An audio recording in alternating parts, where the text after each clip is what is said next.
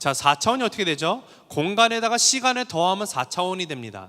그러면 4차원의 개념에서 어떤 것이 나오죠? 컨셉이 타임 머신, 시간을 타임 트래블 할 수 있는 저기 개념이 4차원에서 나와요. 근데 저와 여러분이 4차원의 타임 트래블 할 수 있습니까? 안 돼요. 우리는 3차원의 리밋을 가지고 있는 사람입니다. 그래서 과거에 어떤 일이 있었는지, 미래에 어떤 일이 일어난지를 우리가 알 수가 없어요. The only thing that we can do is live the moment, here right now. And based on all the historical science that has been given to us in the past, we get to understand what happened in the past events. And yet, there's still limitation, and that limitation is we have no idea what will happen even a minute after from this the time right now. 알 수가 없는 거예요. 우리는 유한하고 제한적인 존재입니다. 그런데 그러한 유한하고 제한적인 존재가 나를 넘어서서 하나님을 이해하려고 하면은요, 이해가 안 되는 거예요. 근데 oftentimes we try to put God in the box called third dimension. 우리가 살고 있는 3차원의 세계에 우리의 리미트된 이해력을 가지고 하나님을 내가 아는 상식 안에서, 이성 안에서만 이해를 하려고 하다 보니까 everything outside of this box, 그러면 하나님은 살아계시는 게 아니다 라고 얘기하게 된다는 것이죠. 근데 여러분, 우리가 만약에 하나님의 말씀 가운데 있는 것을 정말 내가 믿지 못하고 그런 기적들이 나타나는 것을 이것은 정말 말도 안 되는 얘기다 라고 얘기를 한다고 하면은요, 하나님이 하나님이시라는 것을 믿지 않는다는 얘기고, 예수님이 정말로 인간의 몸을 오시고 죽으셨다가 3일 만에 부활하셨다는 얘기도 내가 믿지 못한다는 얘기와 다를 것이 없습니다. 기적을 믿지 않는 사람은 끝까지 믿지 않아요. Those who can't believe in the miracles, you will never ever believe in miracle or anything about God. 믿는 사람은 어떤 상황 속에서도요, 하나님께서 하심을 믿는 거예요. 저와 여러분은 우리의 삶 속에는요, 지금도 하나님이 역사하시는 기적이 계속해서 일어나고 있는 것을 믿으시길 바라요. 자, 오늘 본문에 와서 보면은 제가 이 서론을 장황하게 설명한 데는 이유가 있습니다. 분명히 우리가 출애굽기를 봤을 때 이스라엘 백성들이 애굽 땅에서 있다가 나와서 출애굽을 했습니다. 그들이 하나님이 말씀하신 프로미스 랜드에 가는데 가다가 뭔가 가로막고 있었어요. There was something that was blocking their way, and that is called the Red Sea. 그렇죠? 홍해가 앞을 막고 있습니다. 갈 수가 없어요. 뒤에서는 애굽 군대가 와서 죽이려고 있어요. 그런데 그때 어떤 일이 일어났었습니까? 하나님께서 그 홍해를 가르셨어요. God split the Red Sea so that the Israelites can cross over this Red Sea without being harmed. 기적이 일어난 거예요. 그런데 오늘 말씀을 보면은 40년 전에 홍해를 가르쳤던 하나님, 홍해를 건너고 난 다음에 이미 40년이 지났어요. 40년이 지난 다음에 they have been in the wilderness for 40 years and now finally they are at the very entrance to the promised land. The only thing that's blocking them, stopping them from entering into this promised land is called this Jordan River. 이제 약속의 땅에 들어가기 위해서 그들 앞에 놓인 건 단 하나였어요. 요단강 하나. 40년이 지난 후에 하나님께서 이스라엘 백성들 앞에서 행하시면서 다시 한번 이 요단강을 가르시는 기적이 일어나게 됩니다. 이것을 오늘 여호수아서 3장에서 기록을 하고 있는 것을 우리가 보게 돼요. 오늘 말씀의 제목이 그래서 앞서 행하시는 하나님이라고 제목이 주어졌는데, 하나님께서 저와 여러분의 삶 가운데 앞서 행하시면은 저와 여러분의 상상을 초월하는 기적이 일어날 수밖에 없습니다. 그리고 이 기적은요, 지금도 일어나고 있어요. 이것은 하나님이 행하시는 거예요. 이성을 뛰어넘어서 초자연적인 기적을 경험하는 삶으로 들어가는 것이 바로 크리스찬의 삶이라는 것이에요. 그리고 여러분, 가장 위대한 기적, the greatest miracle that has happened to us, 그것이 뭔지 아십니까? 지금 여기 와서 앉아있는 여러분들이 기적이에요. 지금 여기 서 있는 제가 기적이에요. 하나님께서 행하신 기적 가운데 가장 큰 기적은요, 저와 여러분이 여기 앉아서 예배드리고 있는 것이 기적이라는 사실을 아시길 바라요. 생각해 보세요. How on earth are we able to call Jesus as my Lord and Savior? And how can we even say and believe in our hearts and with confidence say that Jesus died on the cross to forgive my sins? Not only did he die, but on the third day he rose again and he is in heaven. He watches over my life and he also sent me this gift called the Holy Spirit. He is with me 24/7. 어떻게 가능하냐는 겁니다. 예수를 만나고 예수는 내가 나의 주라고 고백하는 것이 아니 2000년 전에 인간의 몸으로 오신 예수님이 지금 내가 눈으로 보이지도 않아요. I can't see him with my own eyes. And yet 우리가 말하는 것이 뭐예요? 예수님은 살아계십니다. 예수님은 살아나셨습니다. 나와 함께 계십니다라고 말할 수 있는 것이 기적이라는 거예요. 세상 사람들은요 말도 안 되는 일이라고 말을 하는데 우리의 삶 가운데서는 세상이 말하는 말도 안 되는 일이 오늘도 내일도 일어나고 있어요. 하나님이 나와 함께 하신다는 거예요. 나의 기도를 들으시는 하나님이라는 거예요. 여러분이 그 기적을 경험하셨다면은 우리의 삶 속에서 다른 기적들이 동일하게 일어날 수 있음을 I hope you will believe that. 근데 여러분 하나가 있어요. 하나님의 기적에는요 공식이 없습니다. There is no formula when it comes to God's miracle. 이것은 전적으로 하나님의 주권에 달려 있습니다. 오늘 본문을 통해서 하나님이 이스라엘 백성 가운데 다시 한번 기적을 일으키시는데 이 기적을 일으키시는 건 그들이 이스라엘 백성이 갈 수 없는 상황 가운데서 하나님이 앞서서 행하셨더니 기적이 일어나게 되는 것을 보게 됩니다. 오늘 이 말씀을 통해서 제가 잠깐 짧게 하나님이 어떻게 기적을 행하셨고 기적을 경험하는 삶, 앞서 행하시는 하나님을 경험하는 삶의 특징에 대해서 나누고 나갈 때 저와 여러분의 삶 가운데서도 하나님의 행하심을 경험하게 되기를 간절히 바랍니다. 자, 그러다면은 우리의 삶 가운데 앞서 행하시는 하나님을 경험하기 위해서 필요한 5가지. 첫 번째는 이것이에요. 부지런함입니다. 부지런함. 하나님이 부지런한 사람을 들어쓰시는 것을 우리가 보게 돼요.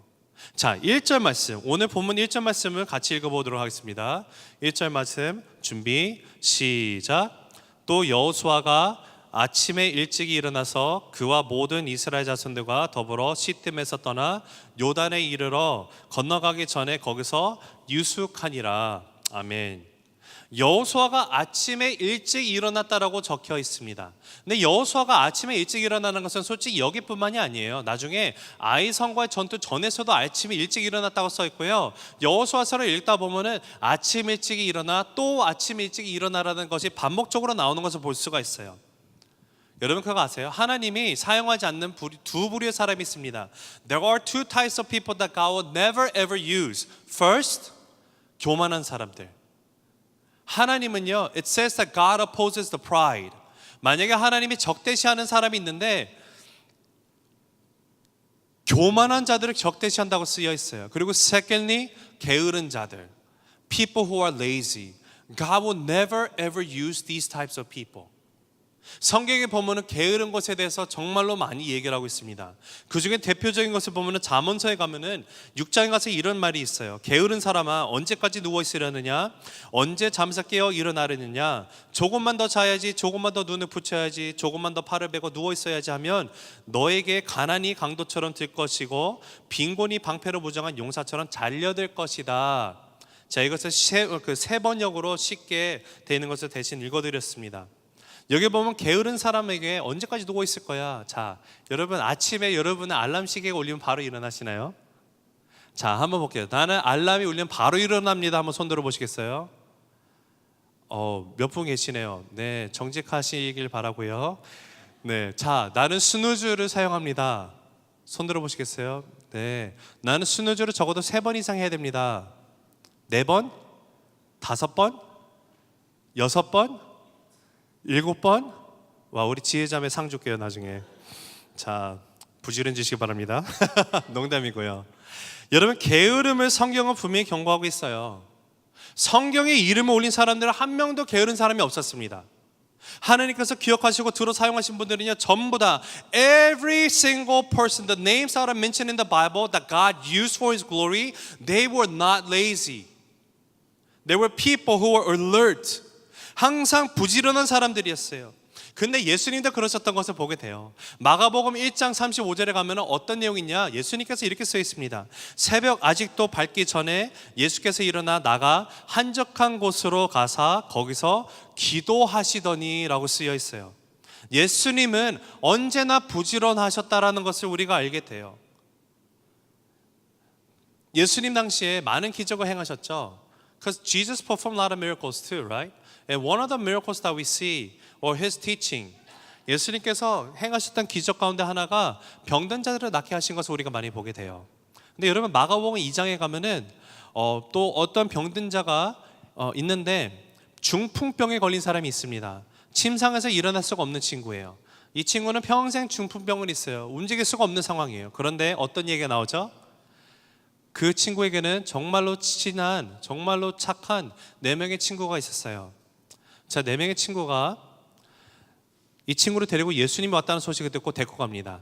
So 4 of his friends brought him to Jesus Christ. Why? Because his friend was sick.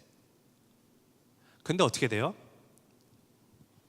사람이 너무 많아갖고 예수님께 갈 수가 없어요. 그래서 그 친구들이 어떻게 결정합니까?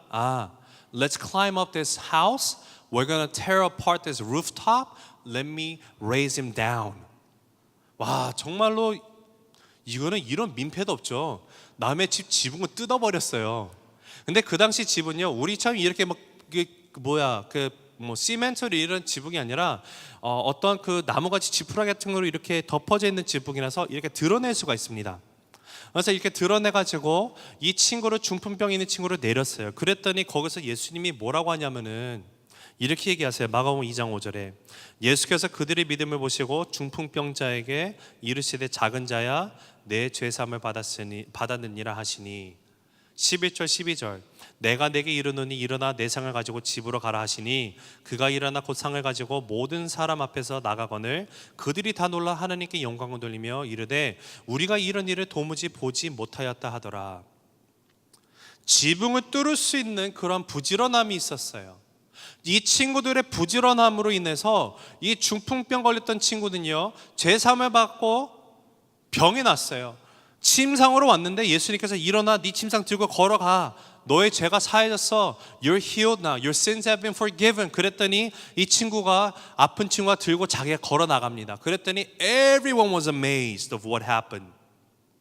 여러분 영적인 부지런함이 중요한 거예요. 여러분이 만약에 게으르다고 생각이 되면은요 주변에 부지런한 사람들을 많이 두세요. 그러면 어떤 일이 일어나냐? 내 주변에 부지런한 사람으로 인해서 내 게으름이 고쳐질 수가 있다라는 것이에요.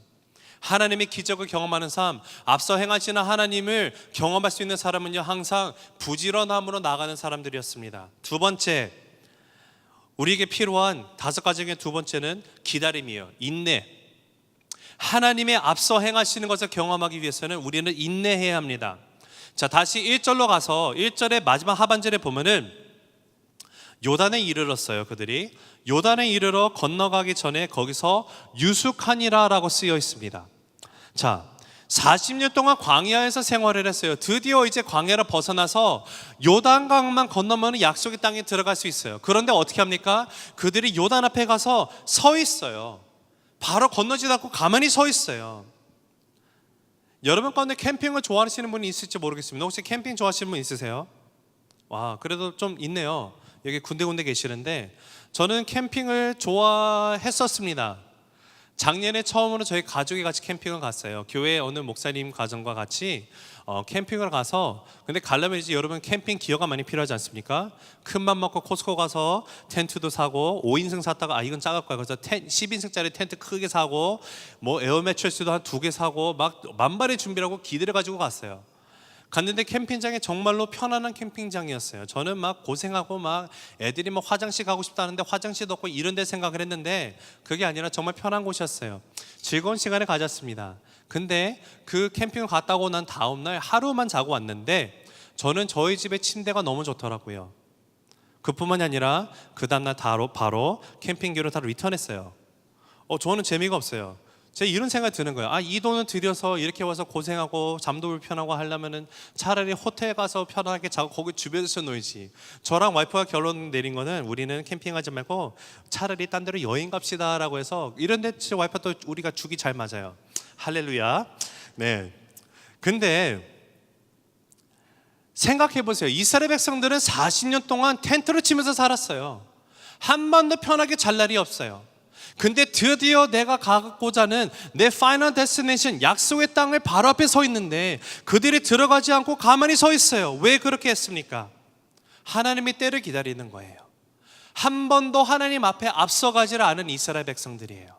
아니, 그들의 백성들은 마음대로 가려고 했을지 모르지만 그들을 이끄는 지도자였던 여호수아 다른 지도자들은 리더들은요 적어도 하나님의 때를 기다리는 것을 광야 40년 동안 훈련을 하고 기다렸더니 하나님께서 먼저 앞서가시는 것을 그들이 경험하게 되는 것이에요. 시편 27편 14절에 보면 이렇게 쓰여 있습니다. 너는 여호와를 기다릴지어다. 강하고 담대하며 여호와를 기다릴지어다. 우리에게 주시는 동일한 명령이 뭐예요? 저와 여러분이 해야 되는 것은 하나님보다 앞서가는 것이 아니라 기다림이 있어야 돼요. 기다림이. 근데 기다리는데 어떻게 기다려야 됩니까? 강하고 담대하게 기다려야 돼요. 강하고 담대하게 기다린다는 말이 뭐예요? Be strengthened and be courageous. Wait upon the Lord. What does that mean? 내가 강하고 담대할 수 있는 것은요 하나님이 하실 것이라는 전적인 신뢰와 믿음을 갖고 있다 보니까 내가 강할 수가 있는 거예요. 지금 당장 상황이 해결이 안 되는데 세상은 친구들은 주변에서 이거 빨리 하라고 하는데 그러지 않는 이유는 내가 하나님이 먼저 앞서 행하실 것이라는 믿음이 있기 때문에 내가 담대하게 서 있을 수 있는 거예요. 여러분은 그 믿음이 있으십니까? 근데 여러분 기다림이라는 것이 쉬운가요? 여러분 기다리는 것처럼 힘든 게 없어요. Especially as we live on this postmodern world, everything speedy pace. 광고도 보면요 3초마다 쓰이는 새로운 거를 안 하면은요 그 광고를 망한다고 합니다. 왜냐하면은 이제는 우리의 그 attention span 자체가요 3초 이상을 못 가요. 뭔가 빨리 스피디하게 바뀌어야지만 내가 페이 어텐션 할 수 있어요. 그러다 보니까 요즘에 어떻게 돼요? 이거는 저 혼자만의 지론인데 I could be wrong. 근데 요즘에 아이들이 더 ADD, ADHD 같은 경향이 많이 나오는 이유가 어디 있을까 생각해 보면은 포스트 모던 시대의 이 스피디한 페이스에 맞춰가다 보니까 그렇게 되는 건 아닌가 생각이 듭니다. 제가 작년에 하와이를 갔어요. 가족여행으로. 아는 목사님이 하와이에 계셔가지고 정말 열심히 마일리지를 모아서 그 비행기표를 4인 가족을 공짜로 받아서 텍스만 44불 80전을 내고 4인 가족이 왕복으로 갔다 왔습니다. 가서 또 목사님 계시니까 거기서 숙박을 다 해결해 주시고, 근데 정말 하와이에 처음 갔는데 정말로 아름답더라고요. 매일 아침마다 무지개가 떠 있고, 근데 거기에 보면 해변가가 많잖아요. 근데 참 특이한 것이 하와이의 어느 지역, 남쪽, 서쪽, 북쪽, 동쪽 해변가를 다 봤는데 어디에 있느냐에 따라서 파도가 달라요. 근데 이 파도가 좀 있는 곳에는요 항상 어떤 사람들이 있습니까? 서핑을 즐기는 사람들이 있어요. There's always surfers, right? 근데 그들이 보면은 참 특이한 게 제가 한번 주의 깊게 봤는데 서핑보드를 막 챙겨갖고 막 가는 사람도 있고, 근데 가서 바로 안 뛰어들어요 물로. 그 모래 위에 서프보드를 딱 꽂아놓고 이러고 서 있다라고 하면서 야 정말 재수없다. 너는 몸짱이라서 그렇게 막 폼내고 있는 거냐? 막 이렇게 생각했거든요. 나도 너처럼 식스팩 있으면 그랬을 텐데 나는 원팩이라서 막 이러면서. 근데 봤더니 그게 아니라 이 친구들은 파도를 보는 거예요. 파도가 탈만한 파도가 올 때까지 기다렸다가 딱 보이면 엄청나게 빨리 들어갑니다. 막 헤엄을 쳐요. 가서 파도를 탈라 기대요. 근데 들어가서도 바로 안 타더라고요. 가서 또 기다립니다. 웨이브를 보고 정말로 타야 되는 파도가 오면 그때 딱 맞춰가지고 열심히 이렇게 패럴 해가지고 보드에 딱 타서 쫙 오면서 막 이렇게 S자하고 막 이거 있잖아요. 막 이거 하는 거 하고 오는데 정말로 멋있더라고요. 그래서 이런 상상을 해봤어요. 야 내가 진짜 발목만 안 아팠으면 내가 또 가서 서핑을 그냥 멋지게 쫙 하면 또 우리 아내가 막 우와 막 이럴 텐데. 네, 이런 쓸데없는 상상을 해보면서. 근데 여러분 제가 한번 질문을 할게요. 파도를 기다리는데 기다리는 것만 하면 파도를 잘 탑니까? 여러분 기다림이라는 것은요 아무것도 안 하고 그냥 가만히 서 있는 것이 기다림이 아니에요. 기다림은요, 훈련의 시간이에요. 기다림은요, 준비의 시간이에요. 여러분이 만약에 dry suit을 입고, whether dry or wet suit, 그 서핑하고 해서 옷을 입고 서핑 보드를 하나 사가지고 해변가로 갔다고 칩시다. 갔어요. 그래서 파도가 딱 오니까 다른 사람 다 쫓아서 갔어요. 가서 기다리다가 오니까 다른 사람 타기 시작하면 본인도 서요. 근데 문제는 여러분이 한 번도 서핑 보드에 서본 적도 없고 You don't even know how to surf. 그러하다면 여러분이 서핑할 수 있습니까? 못하겠죠. 어떻게 돼요? 물만 먹게 될 거예요. 여러분, 기다림이라는 것은요, 내가 아무것도 안 하고 가만히 있는 것을 기다림이 아니에요. 기다림은 항상 준비하는 시간이라는 것을 여러분이 잊지 않았으면 좋겠어요. 혹시 maybe perhaps there are some of you who say, you know, I've been praying about this, pastor. 하나님, 내가 이것 정말 이루어 주시라고 기도를 하고 있는데 why are you not answering to my prayer? 라고 얘기하는 사람이 있을 수도 있어요.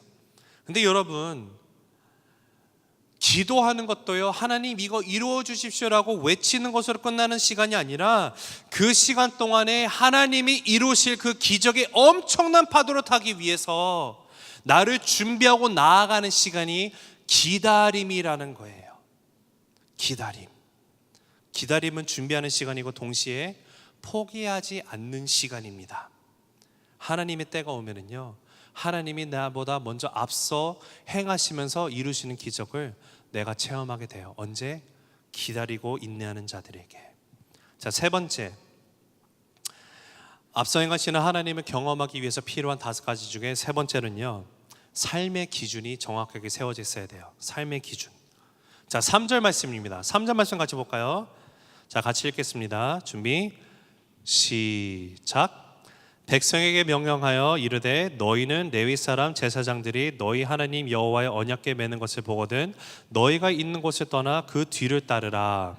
아멘. 여러분, 말씀을 따르라고 쓰여 있어요. 여러분의 삶의 기준은 무엇입니까? 크리스찬의 삶의 기준은요, 말씀이에요. 말씀을 따라 살아가는 것이 나의 삶 가운데 기준이 되어야만 합니다. 그러하다면은 우리가 가끔가다 이런 말을 많이 해요. 말씀을 따르라, 말씀 가운데 순종하라. 설교 시간에도 많이 듣고 우리가 뭐 많은 그런 얘기를 많이 하죠. 근데 제가 여러분이 묻겠습니다. How do you know that the word of God is the standard of your life? 여러분의 삶의 기준이 말씀이라는 것을 여러분이 어떻게 알 수 있습니까?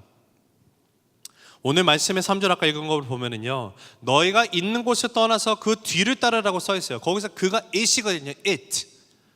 그러면 이 따르는 것이 뭔가를 봐야 되는데 여기 보면은 여기서 말하는 그 뒤는요, 언약궤를 말합니다. 하나님의 언약궤는요, 하나님의 말씀, 하나님의 자신의 임재를 상징하는 거였어요. 하나님의 말씀을 따라가라. 언약궤 안에는 그 10계명이 들어있었어요. The Ten Commandments. 하나님이 주셨던 covenant예요. 말씀을 따라가는 것이에요. 네가 있는 곳에서 떠나서 이 언약궤 하나님의 말씀을 쫓아서 가라라고 이야기하는데, 그렇게 왜 이야기하냐면 이거예요. 지금 네가 한 번도 가보지 않은 길이지, 한 번도 가지 않았던 길이 있기 때문에 너희들이 할 수 없지만 하나님의 언약궤, 하나님의 말씀이 앞서 행하시는 대로 네가 따라가면은 as long as you follow after the word of God, then what's going to happen is you'll be able to walk across this Jordan River on a dry ground. 요단강을, 마른 땅을 건너게 될 것이에요. 언제요? 하나님의 말씀을 따라갈 때. 여러분, 하나님의 말씀을 따른다는 것은요, 우리의 삶 속에서 어떻게 그것을 알 수 있냐면 이런 거예요. 내가 하나님의 말씀을 따르고 삶을 살고 있느냐 없느냐는 내 삶 속에서 어떤 일을 결정할 때 그 결정 기준이 하나님의 말씀인지 아닌지를 생각해 보면 돼요. 하나님의 말씀을 내가 따르고 있는지 아닌지. 예를 들어서 이런 거예요. 자, 여기 많은 청년들이 아직 결혼을 또 생각하고 있는 분들이 많이 계시죠. 결혼하신 분들도 있지만, 그러면은 저 자매가 너무 이쁜데, 저 형제가 너무 잘생겨서 정말 이런 형제 자매 만나 결혼하고 싶다가 아니라, 우리 저 현준 형제 보니까 뭐 남자가 생기고, 야, 남자애가 뭐, 야, 저 정도면 신랑감이 되는 것 같은데 옆을 봤더니 이거 아닌 것 같은데, 이런 게 아니고, 저 자매는 키도, 저 형제는 키도 작고 막 생긴 게 좀 떨어지, 저런 사람이랑 결혼하면 안 되는데, 이게 아니라 중요한 것이 뭐예요? 이 사람이, 이 형제가, 이 자매가 하나님이 불러주신 짝인가 아닌가가 중요한 거 아닙니까? 세상은요, 외모 따지고 결혼해요. 능력 따지고 결혼해요. 가진 것과 따지고 결혼해요. 이 사람이 금수저냐 흙수저냐를 보고 결혼을 해요. 그러나 하나님의 말씀으로 살아가는 기준의 삶은요, 외모적인 것을 보는 것이 아니라 하나님이 주시는 음성, 말씀 가운데 모든 것을 결정하고 나아가는 거예요. 내 눈앞에 무엇인가 당장 이익이 보입니다. 이것을 하면 이익이 돼요. 근데 하나님의 앞에 기도하고 나갈 때 하나님이 아니라고 얘기하고 있어요. 하나님, 이거 내가 정말로 하고 싶은 거였고 이 회사가 눈에 좋아 보이고 하나님이 이것을 나한테 줄 거라고 생각을 하고 기도했는데 막상 이것이 나한테 오퍼가 왔는데 하나님께서 주시는 음성, 거기 아니야. 우리 정말 힘들어합니다. 하나님, 여기 가야 되는데. 선택이 있죠. 내가 가든지 아니 하나님의 말씀 가운데 순종하고 넘기든지. 근데 여러분, 하나님을 따른다는 것은요, 말씀에 순종한다는 것은요, 바로 그 순간에 내가 어떻게 결정하는지에 따라서 내가 알 수가 있어요. 여러분이 정말 말씀 가운데 순종하는 삶을 살고 있느냐가 바로 그 순간, 그런 결정의 순간에 나타나게 되어 있습니다. 성경을 보면 그러한 결정, 목숨을 내놓고 말씀 가운데 결정하고 나가는 사람들이 나와요. 그 중에 하나가 다니엘이에요. 다니엘서 6장에 가보면은 어떤 일이 있냐면요, 왕이 그때 조서 그 칙령을 내려요. 도장을 딱 찍어서 그게 뭐냐면은 어떠한 신이나 우상에도 너네가 절을 할 수 없다. 오직 나만 섬기, 내가 정해놓은 이 신상 앞에서만 절을 해야 된다라고 말하는 것이 다니엘서 6장 10절에 나오는데, 이렇게 써 있어요. 다니엘이 이 조서에 왕의 도장이 찍힌 것을 알고도 자기 집에 돌아가서는 윗방에 올라가 예루살렘으로 향한 창문을 열고 전에 하던 대로 하루 3번씩 무릎을 꿇고 기도하며 그의 하나님께 감사하였더라. 무슨 말이에요? 다니엘이 알았어요.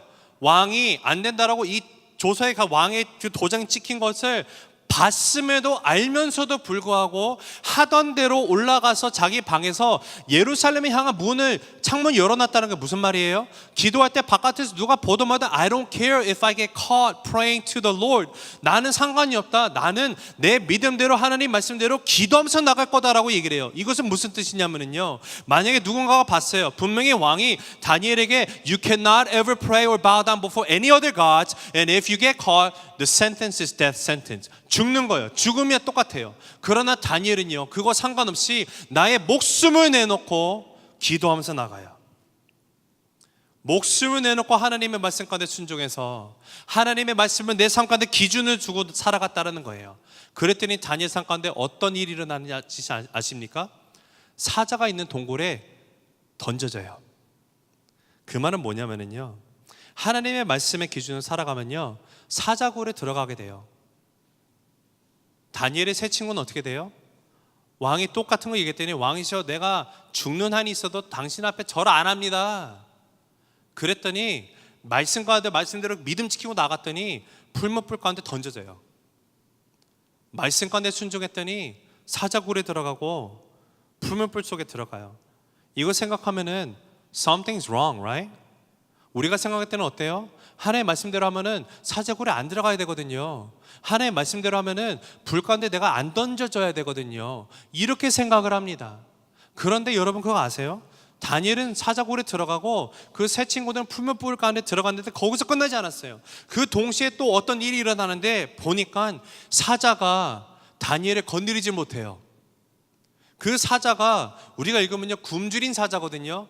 배고파서 먹을 걸 찾는 사자였어요. 그런데 그 사자가 다니엘을 털끝도 건드리지 않습니다. 다니엘 세 친구는 어떻게 돼요? 풀무불가에 들어갔더니 불타 죽는 것이 아니라 거기서 뭐라고 써 있어요? 세 명이 들어갔는데 4명이 함께 거기서 이렇게 걷더라. 기적이 일어나는 거예요. 기적이. 하나님의 말씀을 나의 삶 가운데 기준을 살아갔더니 말씀만을 따르고 나아갈 때 세상이 봤을 때는 말씀대로 하니까 네가 이렇게 된 거야 라고 생각이 될 수 있는 사자굴도 불 가운데로 내가 던져질 수도 있어요. 그러나 하나님 말씀대로 갔더니 사자가 나를 못 잡아먹어요. 하나님 말씀대로 들어갔더니 불 가운데 내가 타지가 않아요. 이런 기적을 경험하게 되는 거예요. 네 번째로, 나보다 먼저 앞서 행하시는 하나님을 경험하기 위해 필요한 네 번째, 거룩입니다. 거룩과 성결. 자, 5절 말씀 보면 이렇게 쓰여 있어요. 5절 말씀. 여호수아가 또 백성에게 이르되 너희는 자신을 성결하게 하라. 여호와께서 내일 너희 가운데에 기이한 일들을 행하시리이다. 자, 하나님이 앞서 행하시는 것에 따라가면 무슨 일이 일어나는가? 기이한 일들을 행하신다라고 쓰여 있어요. 자, 아까도 말씀드렸지만 하나님이 행하시는 기적에는 절대 공식이 없습니다. 없어요. There is no set formula. 만약에 내가 A, B, C를 하는 하나님이 기적을 주시다 이런 게 없어요. 항상 달라요. 하나님의 주권 가운데 달려있는 거예요. 그런데 오늘 5절 말씀에 보니까 이 기적이라는 것에 전제 조건이 붙어있는 것을 우리가 알게 돼요. 그것이 뭡니까? 여호수아가 또 백성에게 이르되 너희는 자신을 성결하게 하라라고 쓰여 있어요. 지금 하나님이 여호수아에게 얘기하는 거예요. 명령하시는 말씀이에요. 백성들에게 성결하게 하라라고 명령하라라는 거예요. 성결하게 하면은 어떤 일이 일어나는가? 그 다음에 여호와께서 내일 너희 가운데에서 기이한 일들을 행하시리라. 언제? 성결하게 할 때. 하나님이 기적에는 공식이 없지만 하나님이 정말로 요구하시는 것이 있는데 그것이 성결이다, 거룩한 삶이다라는 것을 우리가 보게 됩니다. 하나님은요, 하나님의 기적을 이루시기 전에 언제나 하나님 앞에서 내가 깨끗한 모습으로 나아가기를 원해서요. 그래서 베드로전서 1장에 가면은 15절 16절에 이렇게 얘기해요.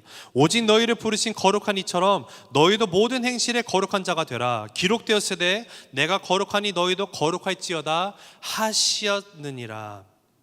하나님이 거룩하시기 때문에 하나님은 거룩하지 않은 것과는 함께 할 수가 없습니다. 하나님이 함께 하시지 않은 곳에서는요, 기적이 일어날 수가 없는 거예요. 하나님이 저와 여러분의 삶 가운데 기적을 행하시고 싶으시고 나보다 먼저 앞서가서 나를 이끄시고 싶으신데 하지 못하는 경우가 생긴다라는 거죠. 그게 언제? 내가 하나님 앞에 거룩하게 서지 못하면은 하나님이 거룩하지 않은 곳에 갈 수가 없어요. 왜냐? 하나님은 거룩하신 분이시기 때문에. 그래서 하나님께서 이스라엘 백성들에게 이 요단강을 가르고 그들이 건너게 이 기적을 행하셔야 되는데 먼저 말씀하시는 것이 내가 앞서가기 전에 너희가 먼저 거룩으로 나와야 된다는 거예요. 거룩함이 있어야 돼요. 사도 바울이 디모데에게 이렇게 얘기합니다. 디모데 후서에 가서 2장 20절에 보면은 큰 집에는 금그릇과 은그릇뿐 아니라 나무 그릇과 질그릇도 있어 귀하게 쓰는 것도 있고 천하게 쓰는 것도 있나니 그러므로 누구든지 이런 것에서 자기를 깨끗하게 하면 귀히 쓰는 그릇이 되어 거룩하고 주인의 쓰심에 합당하며 모든 선한 일에 준비함이 되리라. 또한 너는 청년의 정욕을 피하고 주를 깨끗한 마음으로 부르는 자들과 함께 의와 믿음과 사랑과 화평을 따르라. 여기 보면 하나님이 쓰시는 그릇들이 종류로 나와 있어요. 여러분은 어떤 그릇이 되고 싶으십니까? 금그릇이 나와 있고요, 은그릇, 나무 그릇, 질그릇이 나와 있어요. 자, 재질을 보면은 금과 은이 좋겠죠. 나무와 흙보다는 금은을 원하지 않습니까? 세상에도 유행하는 말이 뭐였다고요? 금수저냐 흙수저냐. 금수저가 좋은 거죠. 흙수저는 아니에요. 근데 하나님께서 보니까 금그릇이기 때문에 하나님이 사용한다고 써있지 않더라고요. 은그릇이기 때문에 사용하신다? 안 써있어요. 나무 그릇이고 질그릇이기 때문에 하나님이 안 사용하신다? 그것도 아니에요. 하나님이 사용하시는 그릇이 있는데 그것이 뭔가 봤더니 깨끗한 그릇을 사용하신다고 쓰여 있어요. 깨끗한 것. 세상적인 것들을 가지고 너희 자신을 가득 채워서 더러워진 것이 아니라 세상과 두절하고 내 말씀 가운데, 하나님의 말씀 가운데 거룩함으로 나아가는 자를 하나님이 쓰신다라는 거예요. 그러면 하나님이 귀하게 쓰시는 그릇이 될 수 있다라는 것이에요. 금이냐 은이냐 문제가 아니에요. 흙수저냐 금수저냐 문제가 아니에요. 세상은 금수저 흙수저로 얘기하고 나아가지만 하나님이 보시는 관점은 금수저든지 은수저든지 흙수저든지 나무수저든지 깨끗하느냐 아니냐라는 것이에요. 그러기 때문에 하나님이 말씀하시는 게 뭐예요? 너희는 성결하게 하라. 거룩함으로 나아가라는 것이에요. 근데 여러분, 우리가 거룩이라는 걸 생각하면 많은 사람들이 겉모습을 잘못해서 얘기해서 거룩이라고 얘기해요. 어떤 것이 있어요? 예를 들어 가지고 옛날 어르신들 보면은 참 특이한 게 말씀 전에 목사님들이 그 목소리 가지고도 거룩하다라는 얘기를 하시고요. 어떤 분들은 또 이 옷차림이 거룩해야 된다고 하고. 자, 제가 정말 고민이 많이 드는 게 있어요. 제가 여기 보면은 여기 지금 양복 입는 사람이 저랑 저기 장로님밖에 없거든요. 여러분 너무 캐주얼하게 입고 있어요. 그래서 제가 드는 이 괴리감이 뭔지 아세요? 내가 양복 입고 여기 있어 이렇게 설교해야 되나? 그래야 돼요, 여러분? 답이 없으니까 그래야 될 것 같아요. 내 바른 기대는 아니요, 목사님 편하게 보셔도 돼요 이럴 줄 알았는데 그래요. 우리가 아직 거기까지 못 갔군요. 괜찮습니다. 근데 어떤 어르신들이 이렇게 얘기해요. 우리 목사님 너무 거룩해. 그래서 거룩한 목사가 뭔지 참 궁금해요. 근데 거룩한 목사가 어떤 목소리예요? 할렐루야, 기도 많이 한 목소리, 막 신 목소리. 제가 신학교에 있을 때 오늘 같이 공부하던 전도사님이 있었어요. 이 전도사님이 순복음교회 교단에서 이렇게 사역을 하셨는데, 이 목사님은 항상 소리 들으면 목소리가 할렐루야, 전사님 잘 지내시죠? 이래요. 그래갖고 목이 완전히 갔구나 하고 한 번에 얘기하다가 제가 못 알아들었어요. 예? 네? 그랬더니 그거 있잖아요. 그러다가 그거 있잖아요. 소리가 나오는데도 그냥 할렐루야 이러고 다니는 것 같더라고요. 그래서 제가 너무 어이가 없어가지고, 자 여러분, 만약에 거룩이라는 것이 제 목사인데 저도 거룩한 목소리가 필요하다고 하면은 저 같은 정말 강한 성대를 가지고 태어난 사람은 거룩할 수가 없겠네요. 자, 그러면 저는 정말로 우울할 수밖에 없겠죠. 자, 제가 말씀드리고 싶은 것은 이것이에요. 거룩이라는 것은요, 외적인 것을 말하지 않습니다. 거룩은요, 내면을 얘기하고 있는 거예요. 내가 무슨 성경책을 맨날 들고 다니면 거룩한 것이 아니에요, 여러분. 그렇게 치면은요, 예수님 오실 때 예수님이 가장 거룩한 그룹은요, 바리새인들이었어요. 바리새인들. 가장 거룩한 사람들이 있죠. 근데 예수님이 바리새인들 보고 독사의 자식이라고 얘기를 했거든요. 왜냐? 외적으로는 거룩한 모습이 있을까 한데 안에는 전혀 없어서 그래요. 마태복음 15장에 보면 예수님이 이렇게 얘기하셨어요. 입에 들어가는 모든 것은 배로 들어가서 뒤로 내버려지는 줄 알지 못하느냐? 입에서 나오는 것들은 마음에서 나오나니 이것이야말로 사람을 더럽게 하느니라. 마음에서 나오는 것은 악한 생각과 살인과 간음과 음란과 도둑질과 거짓 증언과 비방이니 이런 것들이 사람을 더럽게 하는 것이요, 씻지 않는 손으로 먹는 것은 사람을 더럽게 하지 못하느니라. 예수님의 제자들이 밥을 손을 씻지 않고 먹다가 걸렸습니다. 누구한테? 바리새인들한테. 그랬더니 바리새인들이 예수님 불러놓고 뭐라고 하냐면은, 아니 당신의 제자들은 율법을 어기고 더러운 손으로 밥을 먹고 있다고. 그때 예수님이 말씀하신 게 이거예요. 먹는 것으로 더러워지는 것이 아니라 마음에서 나오는 것으로 더러워진다고 예수님 말씀하셨어요. 무슨 뜻이에요? 내면의 문제라는 거예요. 내면. 우리가 하나님 앞에 어떻게 성결하게 나갈 수 있을까요? 거룩하라고 말을 하면 여러분이 목사님 거룩하라는 게 무슨 뜻입니까? 라고 얘기할 수도 있잖아요. 자, 제가 시간이 많지 않으니까 짧게 세 가지를 어떻게 하면 거룩하게 나갈 수 있는지 잠깐 나누면은, 첫 번째는 회개가 있어야 돼요. 회개. 요한일서 1장 8절 보면 이렇게 얘기합니다. 만일 우리가 죄가 없다고 말하면 스스로 속이고 또 진리가 우리 속에 있지 아니할 것이요. 기적의 전제 조건이 있는데요, 거룩이라는 것은 기적의 전제 조건이 성결이라고 한다면은요, 성결의 전제 조건은요, 회개에 있습니다. 내 안에 지은 죄가 있으면요, 내가 거룩할 수가 없어요. 물론 나는 예수 그리스도를 믿는 순간 나의 모든 죄가 죄 사함을 받았습니다. 그러나 우리는 연약한 존재이기 때문에 죄의 본성을 가지고 있기 때문에 지금도 내일도 죄와 씨름하면서 살다가 죄를 지어요. 죄를 짓는 순간 어떻게 해야 되냐? 하나님과 나의 관계가 끊어지진 않지만 하나님과 나와의 교제의 관계가 끊어지게 돼요. 영어로 말하면은 Sin could not break my relationship with God that is established through Jesus Christ, but the moment I sin before God, my fellowship with Him is broken right away. 하나님과의 교제가 끊기게 돼요. 관계가 끊기는 것이 아니라. 거룩으로 나아가기 위해서는요, 우리가 날마다 이 죄 가운데서 회개하고 나아가야 돼요. 여러분, 회개라는 헬라어 단어가 메타노이아라는 단어가 쓰입니다. 그 단어의 뜻을 보면은요, 내가 가던 길에서 돌아서서 반대로 간다는 뜻을 가지고 있어요. 내가 죄라는 것 때문에 내 생각대로 가는 길이 하나님이 원하는 길이 아니에요. 가다가 내가 회개를 한다는 것은요, 내 가던 길에서 돌려가지고 하나님이 명하시는 길로 가는 게 회개예요. 말로만 하나님 회개합니다는 그 회개가 아니에요. 진정한 회개라는 것은 방향을 바꿔서 그곳으로 다시 내가 가지 않는 것을 의미하고 있어요.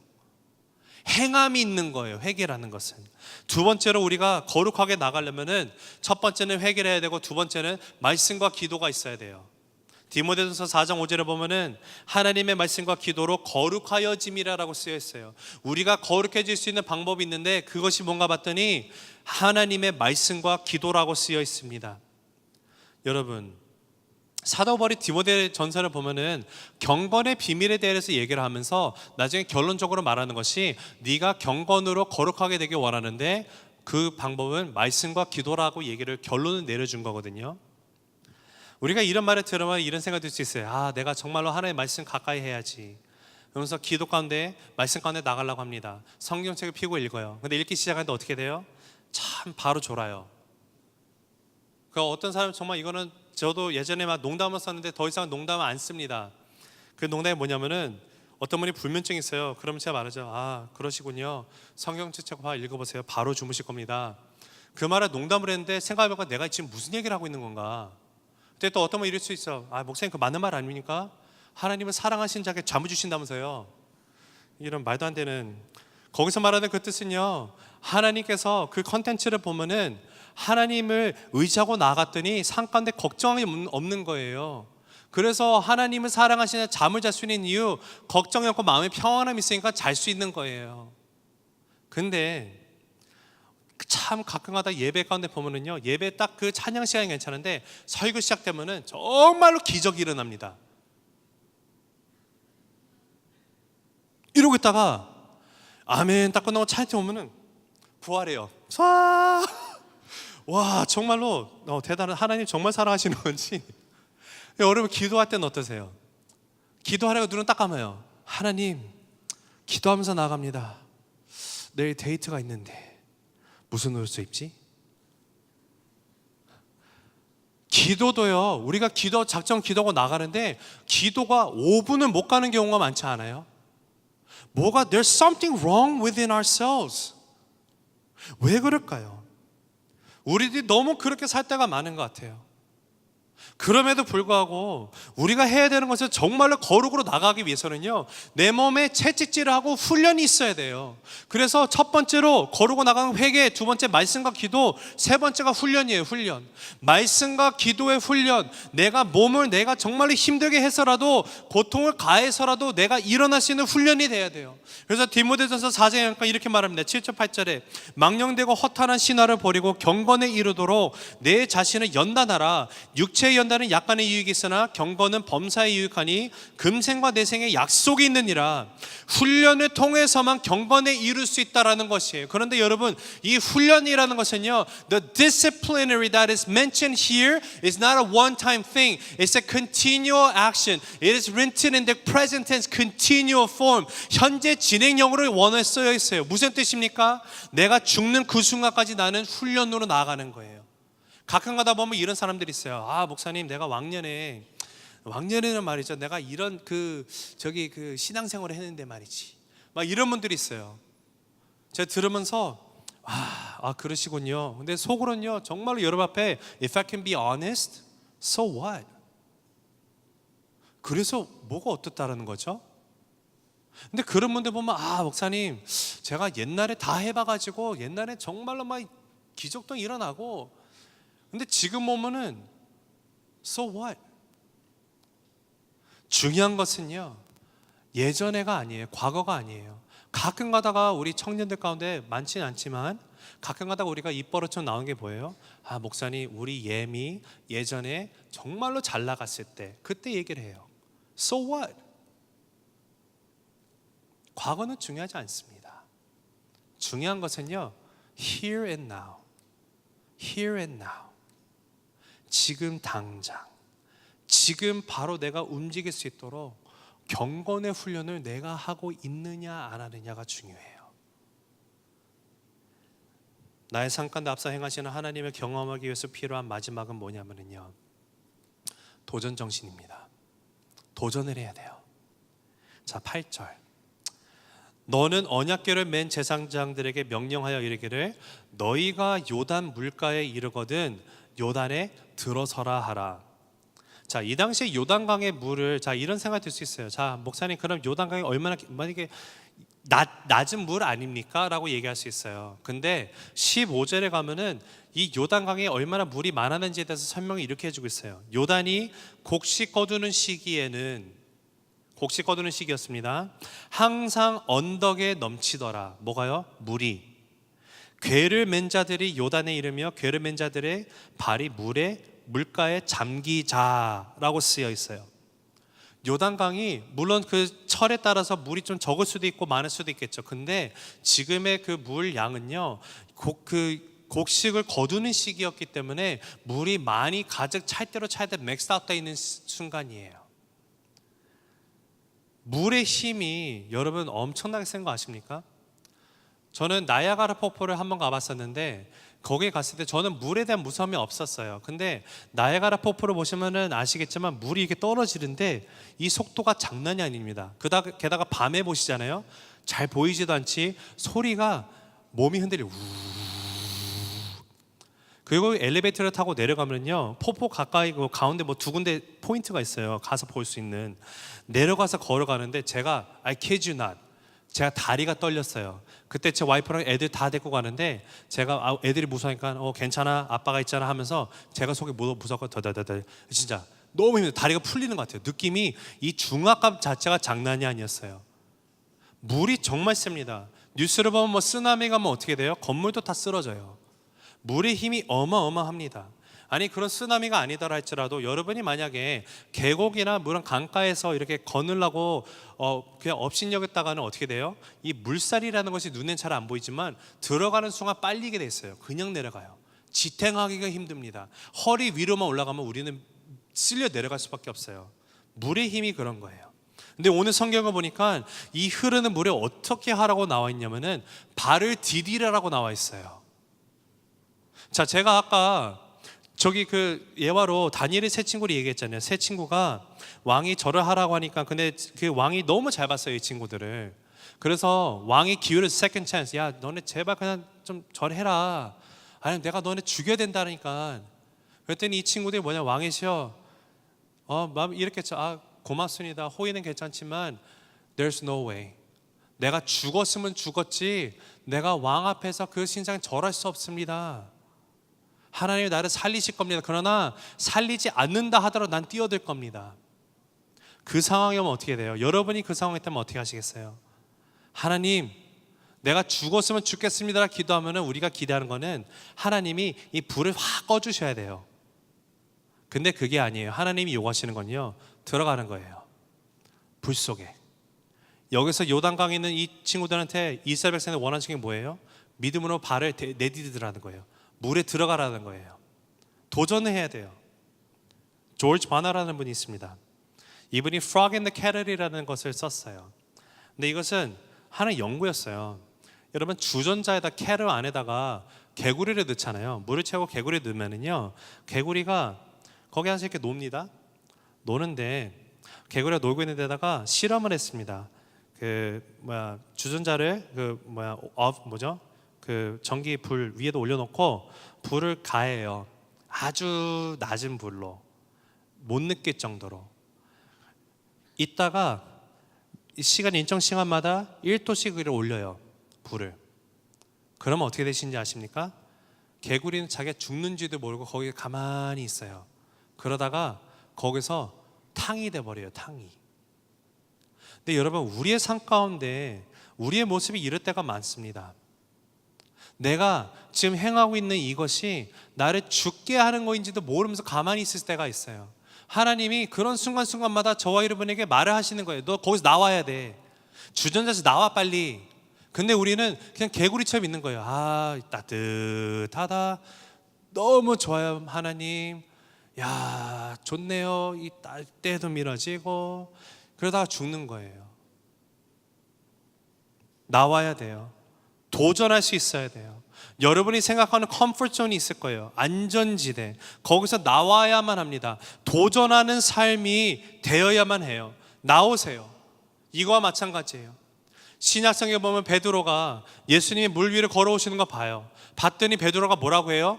제자들만 다 귀신이다 놀래는데 예수님께서 두려워 말라고 나라고 얘기했더니 베드로가 예수님 나를 명해서 올 수 있도록 해주세요. 라고 말해요. 그랬더니 예수님 뭐라고 하시면은 일로 와. 베드로가 만약에 예수님 좀 가까이 와주셔야죠. 저 손 좀 잡아주세요. 이랬나요? 아니에요. 예수님이 베드로 보고 오라고 하니까 베드로가 겁도 없이 그냥 발을 내딛어요. 그랬더니 물 위를 걷다가 예수님 봤을 때는 괜찮은데 파도가 눈에 보이기 시작하니까 물에 빠지기 시작해요. 중요한 것은 여러분 신앙생활 가운데 삶 가운데 도전을 하시기 바라요.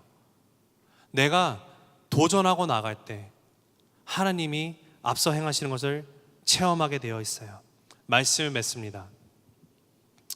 하나님은 이전에도 지금도 앞으로도 저와 여러분의 삶 가운데서 앞서서 행하시는 분이세요. 그냥 저 천국에서 우리를 바라보면서 Good luck, I'll cheer you up 이것이 아니라 나보다 먼저 앞서서 행하시는 분이 바로 우리의 하나님이세요. 여러분의 삶 앞에 어떠한 요단강이 있습니까? 여러분의 삶 앞에 무엇인가 나를 막고 있는, 내가 회사에서 이것을 잘 해내야 되는데, 이 프로젝트를 끝내야 되는데 무엇인가 막고 있어요? 내가 집을 구해야 되는데 무엇이 잘 안 되고 이것이 나를 막고 있습니까? 하나님, 내가 이때쯤 결혼해야 되는데 뭔가 안 풀리고 있어요. 뭔가 막히고 있습니까? 여러분의 삶 가운데 막히는 것이 내가 뭔지는 모릅니다. 그러나 그러한 상황 가운데서도 주님은 오늘도 저와 여러분에게 얘기를 하고 계시는 거예요. 네가 아직 한 번도 가보지 않은 길 두렵고 떨리지? 내가 앞서 행할게. 너는 그저 나를 바라보고 따라오렴. 앞에 요단강, Don't worry, I'll split this up for you. 내가 할게. 우리의 삶 가운데 앞서 행하시는 하나님을 경험하기 위해서는 부지런해야 됩니다. 게으름으로 하지 마세요. 기다리셔야 돼요. 믿음의 삶이라는 것은 부지런함으로 주 앞에 기도하고 주를 찾으며 나가며 하나님의 때를, 그 때를 기다리고 나가는 모습에 있어요. 또한 우리의 삶 가운데 우리 삶의 기준이 하나님의 말씀이 되어야 돼요. 주변에 어떤 사람이 뭐라 얘기하는 건 다 필요 없어요. 심지어 부부 사이에서도 내 아내가 나한테 뭐라고 얘기하는지, 내 남편이 나에게 뭐라고 하는지 그것을 생각하기에 앞서서 하나님의 말씀이 무엇인지가 가장 중요하다는 것이에요. 그리고 하나님께서 분명히 저와 여러분 삶을 인도하고 싶으시는데 나의 삶 가운데 내가 해결하지 못한, 거룩하지 못한 것들, 죄가 있습니까? 그 죄로 인해서 하나님이 저와 여러분을 인도하고 싶으셔도 인도를 못하세요. 여러분, 거룩함으로 나가기 원합니다. 거룩함으로 나아가세요. 회개하시고 말씀과 기도 붙들으시고 훈련하세요. 몸을 훈련시키세요. 내 마음을 훈련시키세요. 그리고 마지막으로 하나님의 말씀 가운데 이것이 내 이성적으로 이해가 안 간다 할지라도 도전하세요. 하나님 믿고 발을 내디디세요. 그러면은 하나님의 살아 역사하심을 여러분이 분명히 경험하게 될 줄로 믿습니다.